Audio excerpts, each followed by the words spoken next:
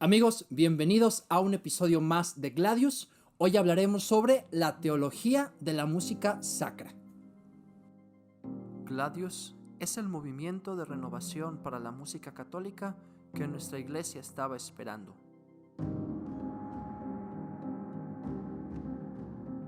Formación litúrgica, musical y espiritual, repertorio, podcast, música sacra y litúrgica, canto gregoriano, órgano y música coral, todo con el espíritu de la tradición y la frescura de los nuevos tiempos.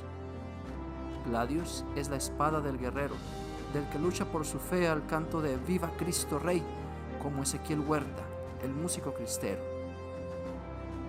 Bienvenido a Gladius con Fer Vázquez.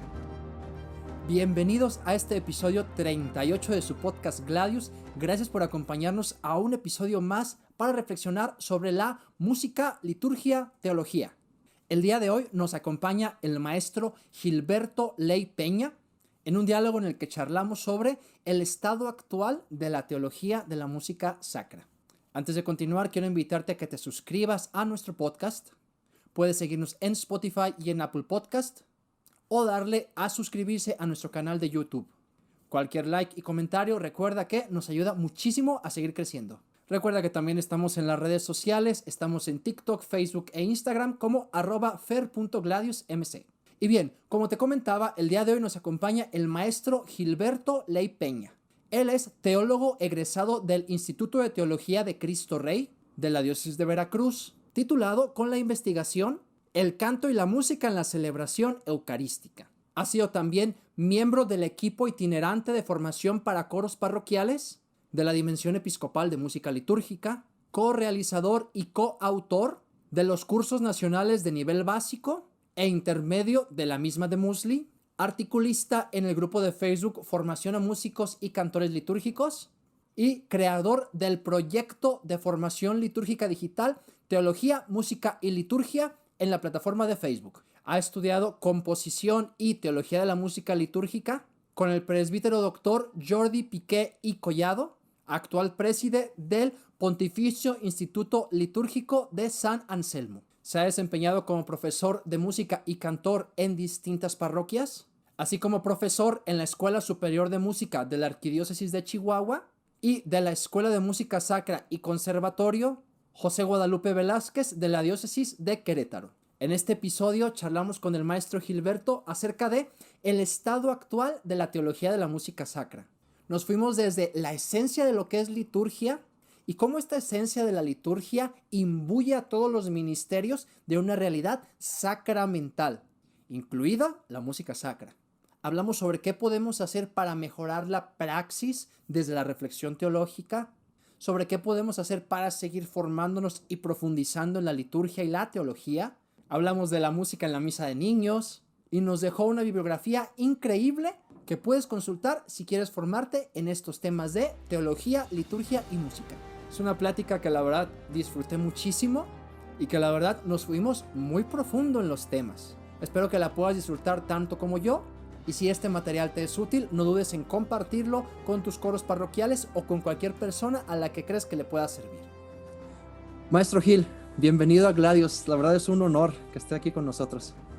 Gracias, al contrario, el honor es mío, el poder sumar a esta iniciativa, aportar en lo que pues Dios nos ha regalado a través de la iglesia. La verdad es que ya tenía mucho tiempo queriendo invitarlo y queriendo ver si nos podía aportar, porque siguiendo su trabajo, conociéndolo un poco, tanto lo que hace en redes, lo que nos comparte en sus distintas plataformas, que ahorita hablaremos de eso, me llama mucho la atención esta unidad que hace entre, bueno, el quehacer musical y el teológico, ¿verdad? Y es como parte también de lo que quisiera que habláramos y pues voy a entrar directo al tema, a ver si podemos empezar. Ok, Y la adelante. primera pregunta es, pues es complicada, yo sé, pero yo sé que nos va a dar mucho para partir.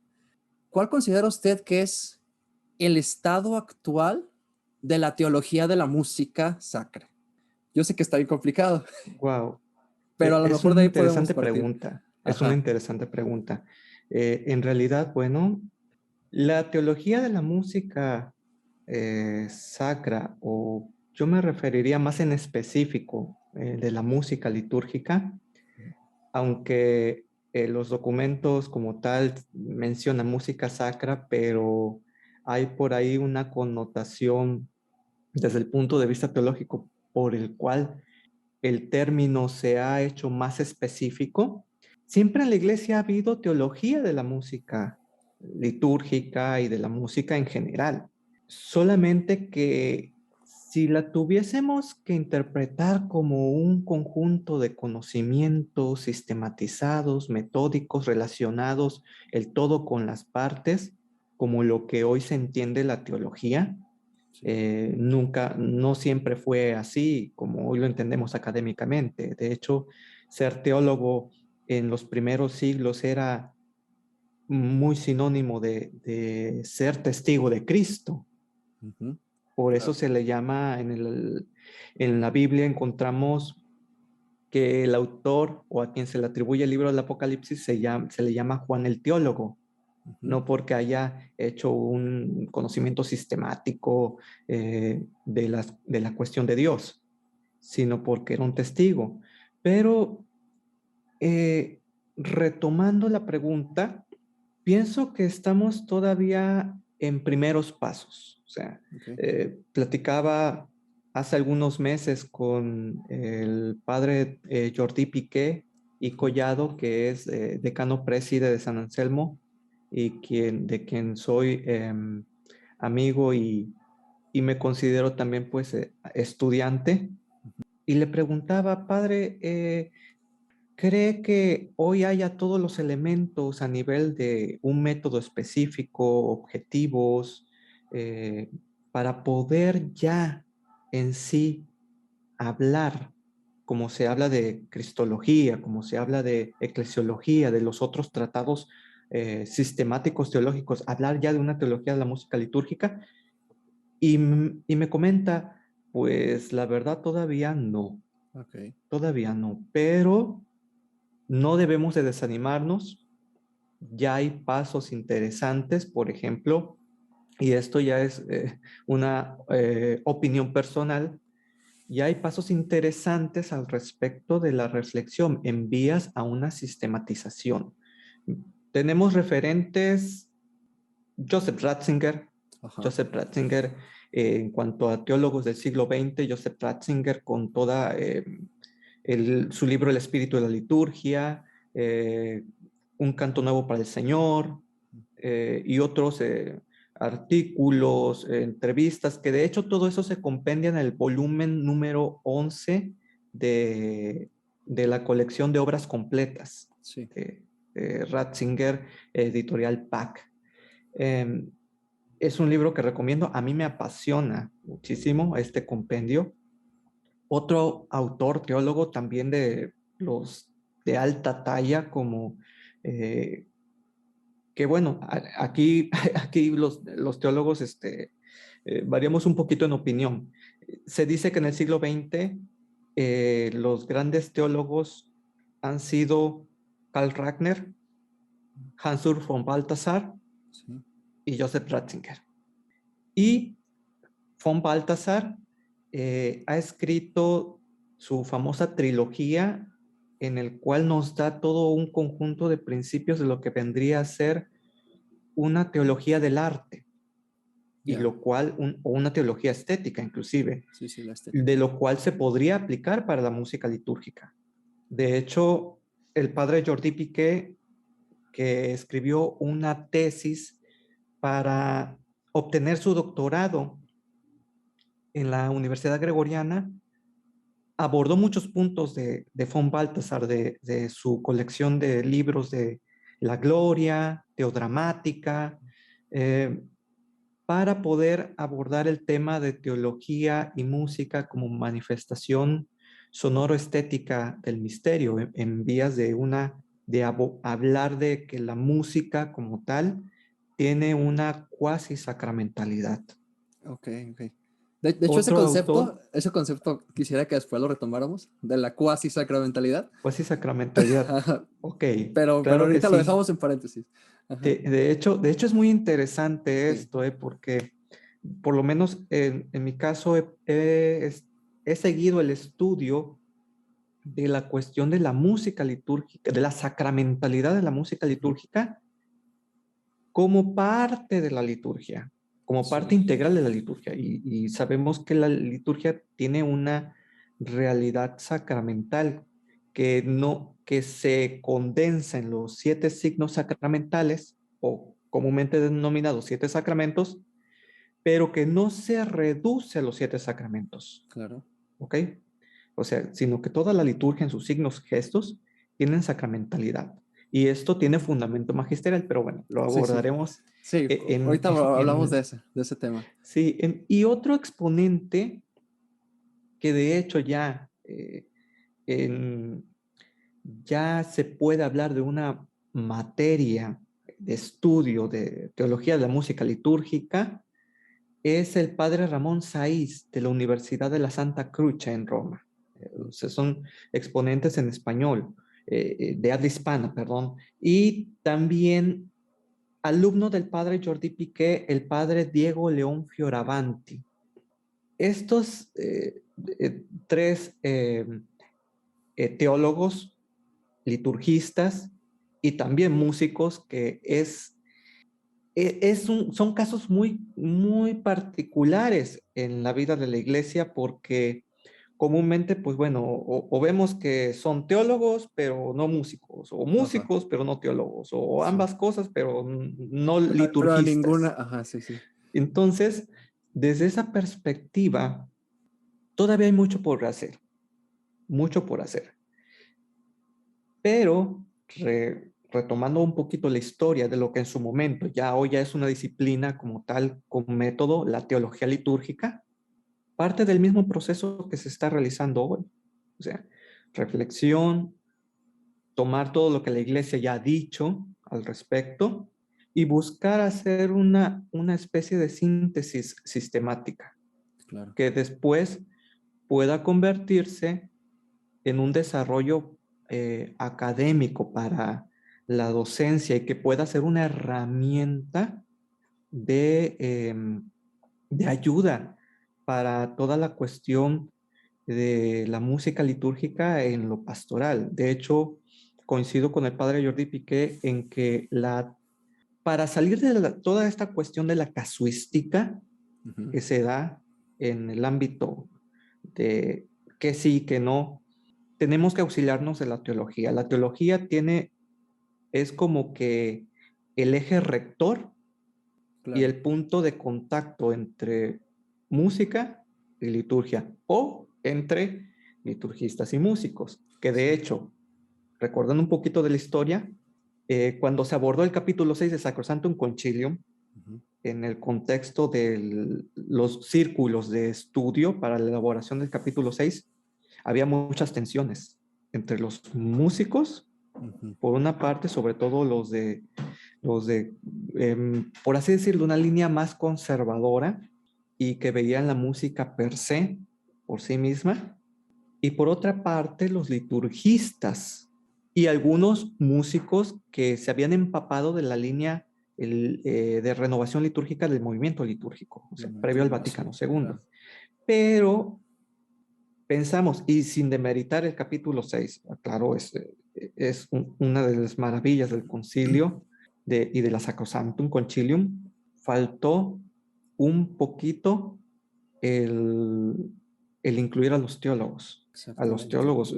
De hecho, pues pienso que hubiese sido maravilloso incluir a un Joseph Ratzinger, que de hecho fue perito, pero Ujú. él entró junto con otros teólogos, junto con Lubac, junto con Ragner, en otras cuestiones más de la dogmática, como el misterio de la iglesia, la cuestión de la revelación, que dio origen a Lumen Gentium y dio origen a Dei Verbum. A grosso modo y en conclusión, hay mucho todavía por hacer, pero a comparación de hace algunos años, como que el camino se va aclarando.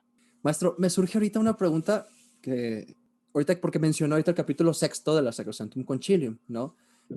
Sí. Donde se habla precisamente de la música sacra para los que nos escuchan. Y me surgió esta pregunta que también la empezó a abordar un poco. La relación entre, habla usted de la casuística y la teología, o lo quiero plantear de otra manera, ¿no? Como las indicaciones y orientaciones pastorales y la teología, ¿no? Porque a veces creo que uno de los problemas o dificultades en los que a veces nos hemos enfrentado es enfocarse demasiado en las orientaciones pastorales, en las indicaciones, en la casuística, y tal vez por eso está como abandonada la reflexión teológica. Pero me llama la atención lo que usted decía. La teología debiera ser el rector o la rectora de las orientaciones y de las indicaciones, ¿no? ¿Cómo establecemos esa relación? ¿Cómo regresar al énfasis teológico sin descuidar las orientaciones prácticas? ¿Cómo llevamos a cabo esa relación o cómo lo ve usted que esté y que la pudiéramos mejorar? Pienso que en la praxis hemos hecho una falsa dicotomía. Ok. Cuando revisamos la Sacrosanctum Concilium, de hecho tenemos que decir que no se puede entender capítulo 6 si no leemos capítulo 1, y dentro del capítulo 1 encontramos los primeros 10 números de Sacrosanctum Concilium, que es todo un compendio, una síntesis muy extractada, condensada de lo que es la liturgia vista desde el ámbito teológico. Por ejemplo, el número 7, en el segundo párrafo, que habla de que la definición, una de las definiciones clásicas de liturgia, que bueno, hoy son clásicas, nos dan luces acerca de la sacramentalidad del canto litúrgico. Pienso que no se puede leer con claridad las normas, por así decirlo, operativas, porque Sacrosanctum Concilium tiene normas de carácter doctrinal y que éstas dan su fundamento o sus cimientos a las consecuencias que vendrían a ser las normas operativas. A grosso modo, tendríamos que leer para, para hacer una aplicación desde una reflexión teológica, tendríamos que leer, por ejemplo, el capítulo 6 a la luz del capítulo 1 y los demás capítulos de Sacrosanctum Concilium a la luz del capítulo 1. Por ejemplo, hay el número 23, sana tradición, legítimo progreso. Esta sana tradición y legítimo progreso no es algo que los padres conciliares se hayan inventado de la nada, sino que esta sana tradición que habla de lo permanente y el legítimo progreso que habla de lo que en cada tiempo, a cada generación de cristianos, de creyentes van aportando, y con lo cual se va enriqueciendo el tesoro musical de la música en la iglesia, pues es reflejo de, perdonen el tecnicismo, en primer lugar del misterio de la encarnación y de la unión hipostática de Cristo. O sea, ¿qué quiere decir esto para los que nos escuchan?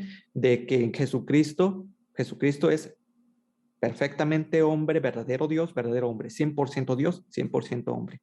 Y esto nos habla de que lo humano y lo divino en Jesucristo, cosa que antes había ruptura, ahora se unen, hay equilibrio. De manera que, parafraseando el Evangelio, lo que Dios ha unido, que no lo separe el hombre. Ok, me gusta ese ejemplo. Sí, Sí, sí. esto tiene no solamente una connotación para la cuestión del Matrimonio. matrimonio, Ajá. sino que lo que Dios ha unido en Cristo, lo humano y lo divino, no lo tenemos por qué separar.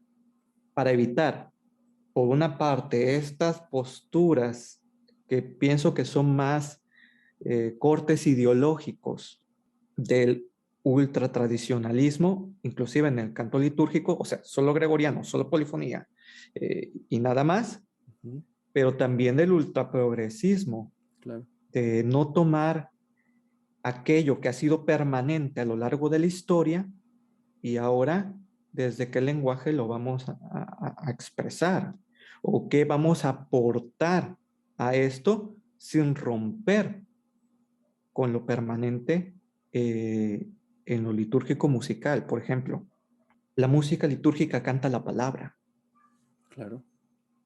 canta la palabra, canta, alaba a Jesucristo en la Eucaristía a través del canto de la palabra, en el contexto de la celebración. O sea, y aquí ya tenemos elementos y estos elementos que han sido permanentes, y que por eso el canto gregoriano es el modelo supremo, no exclusivo, pero sí el modelo supremo, el que ha elaborado mejor estos principios. Pero esto no excluye a otras posibilidades, si no, no hubiese entrado en el tesoro musical de la iglesia la polifonía, o composiciones pensadas para un contexto litúrgico, que cantan la palabra, que parten de la palabra, en un contexto litúrgico, ritual, en un contexto temporal. Aquí ya tendríamos que entrar a la relación del canto con el año litúrgico. En un espacio, la relación entre música y espacio sagrado. El espacio sagrado, la cuestión del espacio sagrado ha sido como que también olvidada, cuando el espacio sagrado también es un signo litúrgico y por lo tanto tiene sacramentalidad.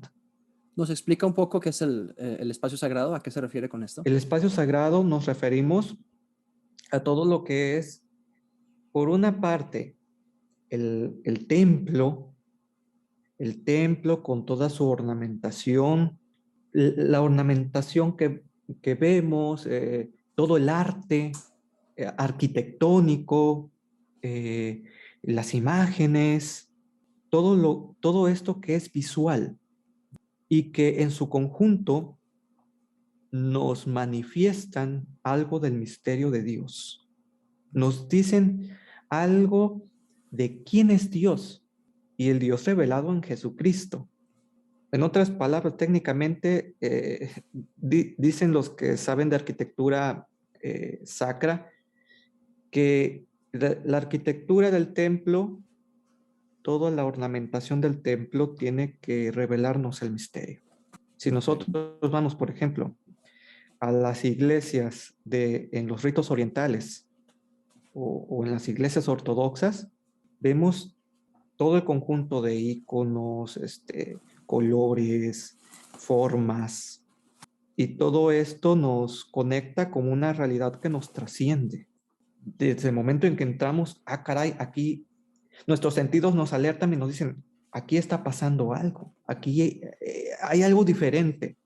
Aunque no lo sepamos describir, pero los mismos sentidos nos llevan a esta intuición, a lo mejor muy en el campo de la experiencia, pero la liturgia también, parte de la experiencia.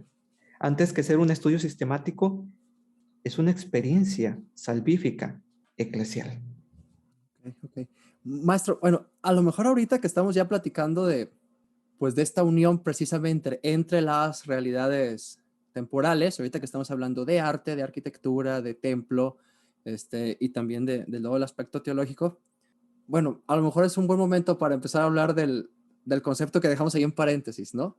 De la Sacramentalidad. sacramentalidad, o haciendo la distinción por método, creo, de cuasi sacramentalidad de la música. Yo lo he escuchado a usted mencionar este concepto o hablar de este concepto de la sacramentalidad, de la cuasi sacramentalidad de la música litúrgica. Si no me equivoco, pues siguiendo la reflexión del padre Jordi, el padre Jordi, ¿nos puede explicar un poco a qué se refiere este concepto? Profundizarlo un poquito.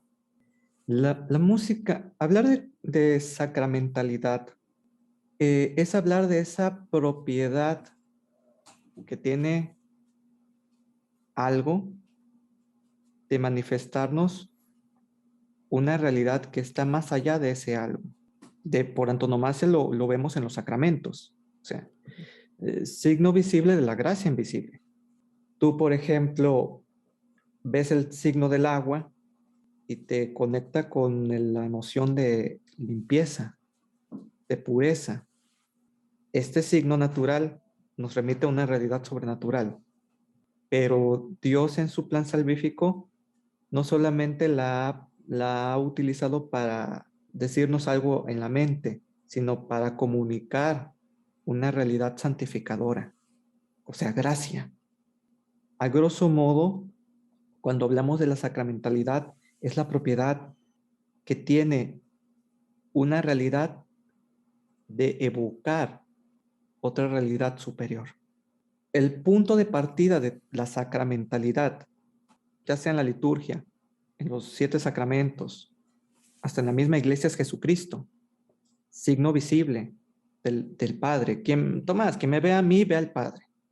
Y de ahí, porque la iglesia nace de Jesucristo, es que la iglesia es sacramento de Cristo, signo visible de Cristo. Y también, por ende, sacramento universal de salvación, lo dice la Lumen Gentium. O sea, de ahí, en consecuencia, la liturgia, por ser acción de Cristo y de la iglesia, ya lo dice la Sacrosanctum Concilium II, nos lo confirma. Manifiesta el misterio de Cristo, manifiesta a Cristo, la presencia de Cristo y la presencia de la iglesia. Nuestra identidad como iglesia nos ayuda la liturgia a descubrir quién es Cristo y qué es la iglesia y quiénes somos la iglesia. Y desde la liturgia, por expansión, a todos los signos que forman parte de la realidad litúrgica, del universo litúrgico, y de manera muy particular, en un sentido estricto, si no me estaría volando el Concilio de Trento, este, los 7 sacramentos son como que la expresión más condensada de toda la sacramentalidad, pero como decía en un principio, esto no excluye que, por ejemplo, el canto litúrgico manifieste la presencia de Dios. Por eso, cuando se dicen los documentos, es que el fin de la música litúrgica es la gloria de Dios. En primer lugar, nosotros lo interpretamos como que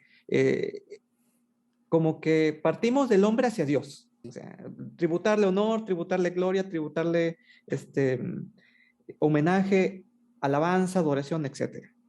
Pero desde la dinámica de la revelación, el que toma la iniciativa siempre es Dios, no el hombre.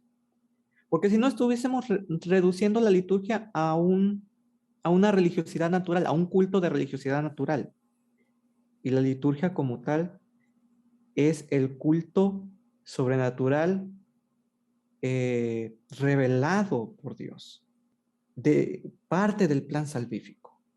Entonces, cuando hablamos de la gloria de Dios en la música litúrgica, hablamos de que en primer lugar la música litúrgica revela, manifiesta la presencia de Dios. De manera que al entrar en contacto, en encuentro con este alguien, no con algo, sino con alguien, es que viene nuestra respuesta a ese alguien.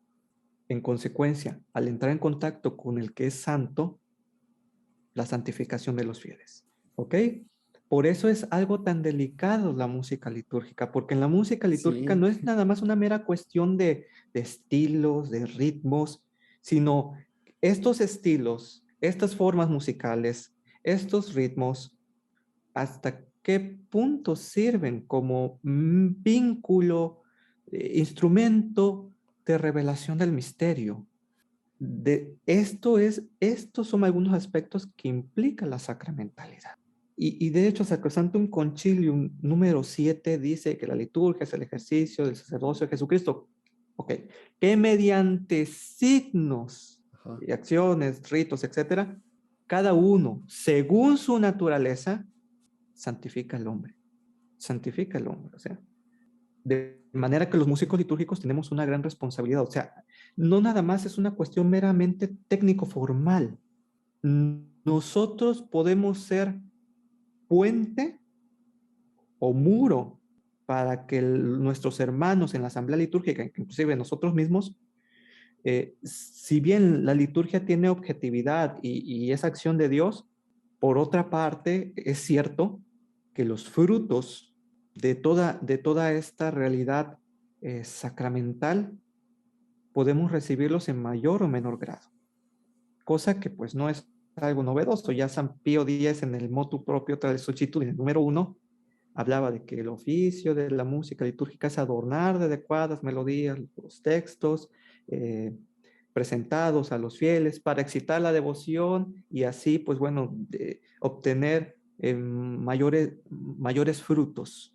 Palabras más, palabras menos. Sí, no, y se me Entonces, viene, no, sí, y se me viene a la mente eso que usted dice, ¿no? Como la responsabilidad, ¿no? O sea, porque reflexionando todo esto, o sea, recalca más la responsabilidad de hacer música en la liturgia, pues es todo esto, o sea, en nuestras manos, de alguna manera o en cierta proporción también está la santificación de los fieles, de sí, nosotros, de los que participan, ¿no? sí, y de esto tendremos que rendir cuentas a Dios. O sea, parafraseando al hombre araña, un gran poder conlleva una gran responsabilidad. O sea, y qué detalle de Dios el habernos llamado nosotros indignamente para poder ser administradores de la gracia, no nada más del canto, no nada más de la liturgia o de la palabra de Dios que se canta, que canta la liturgia, sino ser administradores de la gracia. Y esto es algo muy delicado. Cuando recuerdo esto, que de hecho la primera vez que lo escuché fue del padre Jordi Piqué en el Congreso Nacional de Música Litúrgica en 2016, si no mal me equivoco, si no mal recuerdo. A mí me puso a temblar, porque en el músico litúrgico también hay una mística. O sea, no nada más es que llego y hago música y párale. No, es que como discípulo misionero, como creyente, como bautizado, ejerzo un servicio y un servicio que se inserta en la dinámica de la historia de salvación. Instrumento en la historia de la salvación. El músico litúrgico es un instrumento en la historia de la salvación de los hombres y también de la propia, claro está. Por eso, Pío XII, en el número 7 de Música Sacra y Disciplina, habla de esta cuestión que es muy polémica, de que este, el músico que no sea creyente y aunque tenga toda la técnica del mundo, pues no podrá hacer música litúrgica, aunque cante gregoriano, aunque cante polifonía, porque requiere ser creyente. No, la música litúrgica en primer lugar es oración. ¿Y cómo puedes orar aquel en que no crees? Pero claro, también Pío XII exige a los que somos creyentes, ¿ok? Ustedes sí son creyentes, qué bueno, pero hay que formarse, hay que estudiar, hay que tener esta, eh, esta disciplina y esta dedicación para mejorar su técnica musical. Porque si el no creyente pues tiene una técnica de lujo, pues con mayor razón ustedes. Y lo que pienso, esto ya es su opinión personal, lo que debe de impulsar a esto, a dar el extra, es a que me he encontrado con el amor de los amores. Y el amor me impulsa a responder al amor con amor. Desde ahí es que la cuestión de las normas litúrgicas deja de ser un lastre y una esclavitud y se vuelve una, un camino pedagógico para el músico litúrgico de cómo responder al Señor en su vocación. No es algo esclavizante, sino que la ley se vuelve pedagogía, porque la motivación ya no es la ley por la ley, sino que es el responder al amor. Y si el amor a través de su iglesia te da estas disposiciones que son medios pedagógicos, también para medios de liberación de mi yo, de mi ego, de mis impulsos, de lo que perdón por la expresión, se me antoja en el momento musicalmente hablando. Entonces, el que haya un orden, Dios lo pone también como una herramienta medicinal. En este caso, desde en la espiritualidad del músico litúrgico. Y desde el amor tendríamos que contemplar las normas litúrgicas, no desde la mera observancia por la mera observancia escrupulosa, ¿no? Eso realmente es esclavizante porque nadie podemos cumplir al 100% de las normas litúrgicas. Haciendo una analogía con la cuestión de lo que San Pablo afirmaba, nadie puede cumplir la ley, o sea, la ley nos acusa, pero si es parte desde la experiencia de Jesucristo, del amor en Jesucristo, ese encuentro que se tiene que renovar día a día, nos lleva a otra comprensión de las normas litúrgicas. Yo no hago esto por cumplir, hago esto por responder a aquel que me ha amado y porque me amó, me llamó, me eligió a ser músico litúrgico. El espíritu de la ley, a final de cuentas, Sí, como el espíritu de la tomando ley, una así es. Así es. analogía. No, maestro, es que me surgen mil preguntas, me surgen mil cosas, y incluso a mí me llama y me jala las orejas, ¿no? Como para recordar el sentido que tiene que tener mi ministerio, mi actuar, lo que hago, lo que hacemos, ¿no? Sí, entonces fíjate, en todo este coloquio que hemos realizado, cómo los datos desde la teología, la Biblia, el magisterio, nos llevan a la praxis, en este caso, dentro de la vida espiritual. No, uno de mis maestros, de hecho, el director del Instituto de Teología, donde estudié, obtuve mi título de teología, el padre Lorenzo Managua, siempre nos decía, no hay una sana pastoral sin una sana teología, refiriéndose a que no hay sanas acciones o lo práctico si no tiene un soporte en la fe de la iglesia, porque puede ser que traicionemos el mensaje. Pueden ser acciones muy buenas, muy loables, con buena intención, con recta intención, pero eso tarde o temprano se cae. Es como construir con cimientos de arena. ¿Por qué muchas veces en nuestra pastoral de la música litúrgica tenemos tantos problemas y pareciera que vamos avanzando, pero después descubrimos que estamos caminando sobre círculos? Porque no nos hemos atrevido a voltear a preguntarnos qué nos dice la teología de la iglesia. Y fue una inquietud, fíjate, fue una inquietud que en mi persona nació eh, cuando era estudiante de tercer semestre de teología. Estábamos viendo Cristología y me pregunté, ok, si el Evangelio, que es Cristo, ilumina toda la vida del hombre, todas las facetas, y la teología es la reflexión profundizada, sistemática de este Evangelio, la teología, el Evangelio, a través de la teología, tiene que decirle algo o puede iluminar en algo la música, en la liturgia, que es una parte del ser humano creyente. Y tan es que cuando el sacerdote canta, el Señor esté con ustedes, nosotros respondemos cantado y con tu espíritu. O el salmo responsorial y nosotros respondemos el salmo responsorial. O sea, no es algo ajeno, sino que ya en las mismas respuestas ya nos da la luz de que pues para descubrir que no es algo ajeno a nosotros. Y desde esa perspectiva, pues decía, sí, la teología, la eclesiología, la mariología, la teología sacramentaria, la misma cristología, la teología fundamental, sus datos tienen consecuencias. De hecho, hay un libro en el ámbito de relación entre cristología y liturgia del padre Luis Bouillet, el rito y el hombre, en el que habla, hace una brillante explicación de cómo las herejías como el arrianismo, el nestorianismo, el monofisismo, hoy pueden subsistir prácticamente en posturas que tenemos al respecto de la liturgia y en consecuencia de la música litúrgica. Porque lo que se diga de Cristo, de quién es Cristo, tiene sus consecuencias en la forma de concebir lo que se dice de la iglesia y en consecuencia en lo que se vaya a decir de la liturgia y de la música litúrgica.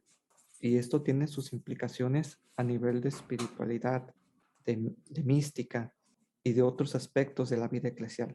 Por eso es que la liturgia es fuente y cumbre de la vida eclesial. O sea, no está desconectado. Liturgia y fe no está desconectada. Cuando la desconectamos, a mí me llama la atención que en las redes sociales hay como que esta situación, sobre todo cuando nos volvemos medio reacios a la música, a las normas litúrgicas, hay como que esta visión de que la música litúrgica es solamente un mero quehacer, como que nos reducimos a un mero activismo litúrgico musical o un mero formalismo litúrgico, cuando no es así. De manera que, por ejemplo, el hacer u omitir de manera deliberada algo que te pide la iglesia en cuanto a lo litúrgico, en cuanto a la música litúrgica, tiene implicaciones a nivel de moral. Tan así que Santo Tomás de Aquino, en su Suma Teológica, al explicar, al abordar la cuestión del primer mandamiento, desglosa las virtudes y los pecados conforme al primer mandamiento. Y al hablar de la virtud de la religión, habla de la simulación o de la falsificación de los ritos, o sea, haciendo algo que no, que la iglesia eh, no pide. Y no pide porque es que tiene que ser así y punto, no, sino que pide porque lo único que hace es recordar algo que es propio de la misma naturaleza de la liturgia, que no depende de ningún legislador, que, mm, que involucra la misma esencia de la liturgia, que sin lo cual la liturgia deja de ser liturgia, con todos sus efectos para la cuestión de la gracia. Y en lugar de ayudar a los hermanos a este proceso de santificación, pues nos volvemos obstáculo. Creo que lo que nos ha faltado, pienso que lo que nos ha faltado a los músicos litúrgicos, en la medida de las posibilidades, es empezarle a entrar a la teología. Habrá diversas posibilidades, aclaro. No quiere decir con esto de que ya desde ahorita voy a empezar a estudiar toda una licenciatura en teología y voy a hacer un doctorado y todo. No, no, no, no, no. Pero por lo menos toma el catecismo de la Iglesia Católica, toma las Sagradas Escrituras. A veces en la formación con los alumnos he descubierto que tenemos un desconocimiento de las Sagradas Escrituras, el libro de los Salmos, el primer cantoral de la iglesia, Sí. y que es una fuente de teología y también de espiritualidad y también nos ilumina. Y de hecho, encontramos las antífonas de entrada, las antífonas de comunión, en el misal romano, las de ofertorio en los graduales, en el gradual simple, en el gradual romano, y es palabra de Dios. Salmos. Y, y hay todo un desconocimiento de todo esto, que son elementos ni siquiera, son, lo básico, los mínimos. Lo mínimo cristiano incluso, ¿no? Como cristiano, sí, como discípulo misionero que a través del canto y la música litúrgica, pues llevas a cabo este ámbito, cooperas en este ámbito de la misión de la iglesia, de la misión evangelizadora de la iglesia. Digo, porque a veces me ha sucedido en pláticas, ¿no? Que a veces me dicen, es que no encuentro un texto para un canto. Y yo así como de, y la Sagrada Escritura, y los salmos, y los textos bíblicos, y las antífonas, como usted dice, ¿no? Y las antífonas, y los antífonas de ofertorio.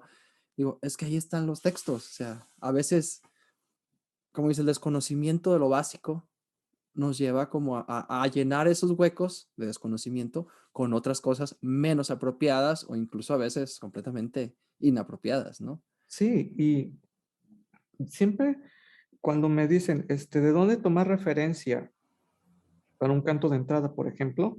Digo, pues, ¿qué dice la antífona del día? Puede ser una clave. O un canto de comunión. No, el evangelio del día. Ok, pero la antífona de comunión está vinculada con el evangelio del día. Y si quisiéramos ir a un paso más adelante, las demás oraciones del día, que nos ayudan a comprender el sentido mismo globalmente y no haciendo una lectura parcial disculpen la expresión y lo digo con todo respeto, así como si lo hiciéramos con la Biblia al estilo testigo de Jehová, que tomo citas aisladas no, sino todo el conjunto de la celebración, todo el conjunto de los textos, no, nos va iluminando al respecto de qué canto. Si nuestra opción es aplicar lo que dice la instrucción general del misal romano, que es la tercera opción, después del gradual romano y del gradual simple, la tercera opción, cantos, yo le llamo cantos genéricos dentro del propio de la misa. O sea, cantos genéricos, acordes a la celebración del día, acordes al tiempo litúrgico, o inclusive hay casos en los cuales, y esto agrego porque es un fenómeno que se da, de temática mixta. Un ejemplo, Hay un canto que se llama Ven al altar, que es de ofertorio para el tiempo de Adviento y de la autora Maite Sánchez, que ella habla, sí, describe la verdad de la acción del momento litúrgico, ritual, pero la engloba dentro del tiempo litúrgico. También habla del tiempo litúrgico. O sea, es una temática mixta, cosa que no menciona la instrucción general del misal romano en específico, pero que tampoco excluye esta posibilidad. Sí, totalmente. Y esos criterios, pues, también los van, como dice, el estudio, la práctica, la profundización y como ir uniendo todo, ¿no? O sea, ir uniendo Sí. para ver de una mejor manera el ministerio, ¿no? Cómo ejercer de una mejor manera este ministerio. Maestro, bueno, a lo mejor me quedan muchos temas y muchas preguntas, la verdad, que quisiera abordar, pero quisiera pasar a la parte de preguntas concretas, donde Ok, a lo mejor yo sé que también podemos sacar varias conclusiones. claro que Como les sí. decía, en esta sección yo le hago una pregunta, la pregunta es concreta, la respuesta no tiene que serlo y bueno, de ahí nos vamos. La primera Ok. es una que siempre les hago a mis invitados y que me gusta hacerlo porque, bueno, aquí hablamos mucho de querer ayudar al ministerio musical, de querer impulsar un movimiento de renovación y me gusta preguntarles siempre un caso hipotético. Si usted tuviera en sus manos la posibilidad de hacer algún proyecto musical, litúrgico, pastoral, hablando pues de este ámbito, en donde los recursos no fueran una limitante, porque creo que Ujú. en general pues siempre nuestra limitante es el recurso sea económico, sea de infraestructura, sea de apoyo, sea de lo que sea. Si tuviera la posibilidad de hacer algún proyecto y los recursos no fueran una limitante en este ámbito musical, pastoral, litúrgico, teológico, ¿qué le gustaría hacer? ¿Qué quisiera hacer? A mí me gustaría hacer eh, la musicalización. Va en dos líneas. Por una parte, toda una pues cátedra de teología de la música litúrgica, un centro de formación especializado en cuanto a la teología de la música litúrgica y que incluya pues estudios teológicos para los músicos litúrgicos.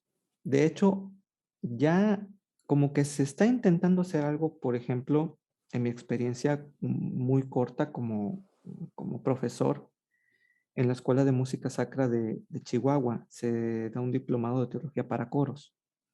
Y también en la Escuela de Música Sacra de Querétaro, dentro del diplomado, hay algunos semestres que abordan algunos aspectos de teología, pero pienso que sería tendríamos que dar un paso más.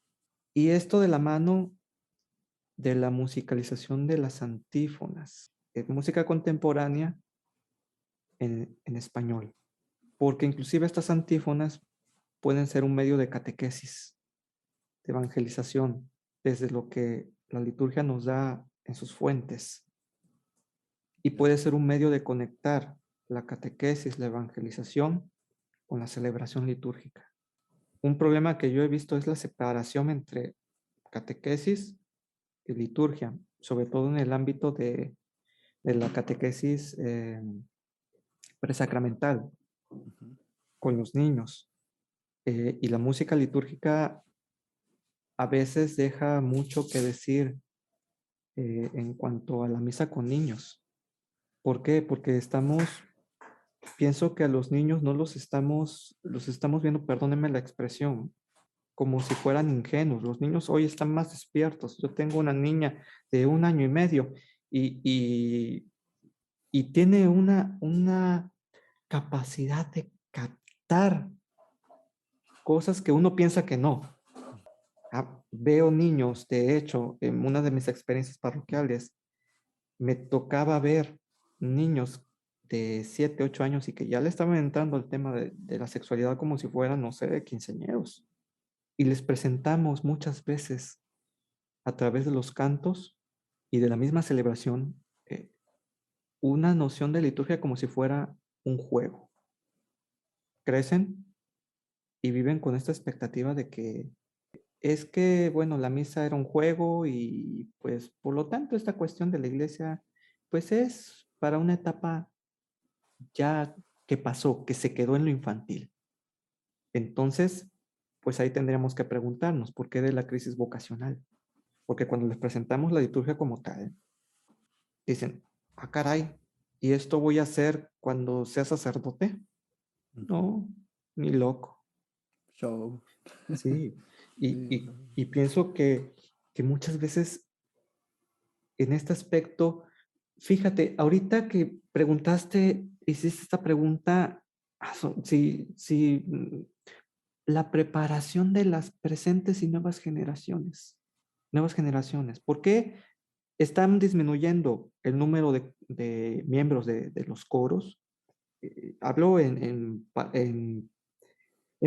comunidades base, o sea, parroquia ujú. como tal, así, liso y llano, porque no hemos volteado a ver que el coro de niños es un semillero de nuevas generaciones de músicos litúrgicos, compositores litúrgicos, directores litúrgicos, reflexivos de la música litúrgica, y pues nada más los ponemos ahí, los llamamos para llenar el momento y así ponemos algo de música, de algunos cantos y párale de contar. Tuve también la experiencia de estar como un coro de niños, que de hecho a mí no me tocaba esa responsabilidad, pero pues la persona que le tocaba pues dijo, no, pues yo No. zafo Ajá. y pues entramos al quite y cometí, confieso, mea culpa, cometí errores. Vine a alabar a Dios. Sin alusiones Vine. personales aquí, pero bueno. Entonces, desde esa perspectiva, cuando fui descubriendo que a una hora santa o a la cuestión del silencio, les matamos esta posibilidad de entrar en el silencio y, en consecuencia, profundizar, porque el profundizar en nuestra vida nos necesitamos del silencio, Ya, de la totalmente. oración mental, de todas estas cuestiones. Y desde esa perspectiva, pues bueno, me cuestiono, ¿qué le estamos dando a los niños? No solamente en cuanto a canto, sino en cuanto a la celebración litúrgica y en cuanto a una concepción de la fe, concepción de Dios.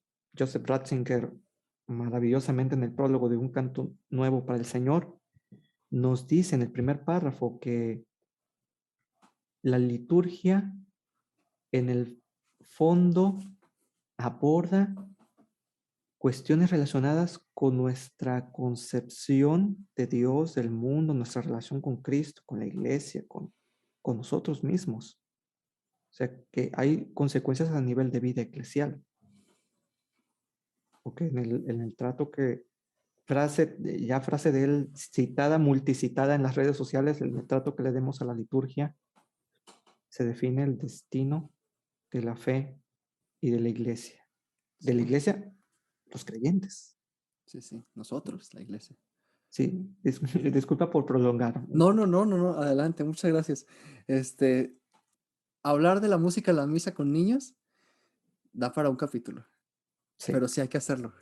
Después, sí, hay que maestro. hacerlo, Después, hay que maestro. Sí, sí. hacerlo. Avanzo a la siguiente pregunta, si Sí, gusta. adelante. Algo que a usted le hubiera gustado saber antes de estudiar música, teología. Porque a lo mejor siempre llega uno con una idea, creo yo, o con algunos objetivos, lo que sea, y después según vas evolucionando, como que te das cuenta que no era así, o evoluciona tu pensamiento, ¿no? Y ya después te das cuenta de que, algo que me hubiera gustado saber antes de empezar la aventura de la música sacra, de cantar en misa. Antes que wow, pues que existía centros especializados. Bueno, en mi experiencia como tal, inicié mi camino a los 14 años. Bueno, el camino le dije sí al Señor a los 14 años, 14 años y medio. Pero pues llegué con una guitarra de cajón, como muchos, y pues no tocaba música litúrgica, ni siquiera tenía la idea. Y esto me llevó pues realmente pues a estudiar ya tardíamente, a lo que hoy pues en el promedio de los 18 años pues vas y estudias música en el conservatorio o si quieres estudiar teología, pues bueno, una licenciatura en teología, pues a temprana edad, pero pues a mí me tocó estudiar tardíamente y me hubiese gustado saber a los 14 años que hay centros de formación. Porque de hecho, hoy en día en las redes sociales vemos, me identifico con muchos hermanos de que es que no tenemos centros y hay lugares y diócesis en donde no hay centros de formación para músicos litúrgicos como tal. Y me identifico con ellos porque también pues uno está en la búsqueda. Ujú. Cuando descubres las cosas sales a la búsqueda, pero no sabes por dónde. Entonces creo que el saber de existencia de los diversos centros de formación. De Eh, hecho, se me hizo interesante aquella reflexión que hiciste sobre tu experiencia en la Escuela de Música de Guadalajara y después en el Conservatorio en Guadalajara, porque no hay quien a veces uno busca, pero no sabe ni siquiera dónde encontrar orientación. Pero ay, bueno, Dios es bondadoso y por su providencia pues nos va encaminando. Nunca me imaginé a los 14 años que iba a terminar, que iba a llegar por gracia a ser hoy profesor de teología, ser profesor de liturgia, dar formación, aparte de la praxis en una en vida de parroquia. claro. La providencia de Dios. El camino que Dios va trazando poco a poco para cada uno, ¿no? Una pregunta, maestro, a lo mejor ya, Sí. ya como para ir cerrando. Adelante, adelante, Este, adelante. y antes de hacer esta última pregunta, que creo que es como con la que me gustaría ir cerrando, a los que nos escuchan, bueno, les dejaré las redes del maestro Gilberto en la descripción para que lo puedan seguir, tanto en sus redes personales como en su grupo y comunidad, que es Teología, Liturgia y Música en Facebook, Sí, donde él continuamente nos está compartiendo material de formación, y distintos, tanto repertorio como fuentes que creo que pueden ser de mucha utilidad para todos. Pues lo podrán encontrar todo en la descripción. Maestro, 3 consejos. Yo sé que a uno se le viene a la mente infinidad de cosas que les gustaría decirles a los que nos escuchan, ¿no? Pero bueno, nos escucha gente que, así les digo yo en general, que cantan en misa, que quieren hacerlo de una ujú. mejor manera, que están en un coro, que no hayan por dónde empezar, que quieren formación, o incluso nos escucha gente que ya está encaminada, ¿no? 3 consejos que le gustaría darle a lo que nos escuchan. En primer lugar, y este es el consejo más difícil, renovar el encuentro, el primer amor con Dios. Pasan los años y a veces nos enfriamos, nos olvidamos del amor de la juventud. Y nos pasa a los músicos litúrgicos, en el caso de nuestros hermanos sacerdotes, es fundamental. O sea, cualquier creyente podemos perder de vista el primer amor, el amor de la juventud con Cristo. Y en el caso de músicos litúrgicos, con Cristo cantor. Segundo consejo, estudiar, pero desde una perspectiva lo más integral posible. Porque bueno, puede uno estudiar música, pero si no profundizas en la cuestión litúrgica y en la cuestión teológica, a veces nos encontramos en ciertas dificultades o a veces surgen estas posturas eh, de choque que se dan mucho en las redes sociales, cuando el universo litúrgico musical es amplísimo, o sea, no nos lo acabamos porque es entrar a través de la música y el canto al misterio. Pero también en el caso del teólogo, que pues no tiene formación musical o tiene recursos reducidos, y lo que nos va a ayudar la técnica musical es a tener en nuestra mesa, por así decirlo, un sinfín de posibilidades para después hacer el discernimiento a la luz de la teología y de la liturgia, esto sí, esto no. Y no por caer en esta discurso a lo mejor superficial de bueno, malo, no. ¿Qué de mis recursos musicales ayuda a manifestar? Sirve de instrumento, de humilde instrumento para manifestar la presencia de Dios y ayudar a que mis hermanos se santifiquen. Un tercer consejo, pensar que el canto que aquí realizamos en nuestro servicio y en nuestra vida, con nuestra vida, con nuestras acciones, con nuestro testimonio, es una preparación para el canto en la vida eterna. Esa mirada de peregrinaje, ese canta y camina. O sea, nuestro canto va en dirección a la vida eterna, que ya la experimentamos, ya la pregustamos. O sea, Dios hasta eso es muy, muy hermoso, muy maravilloso.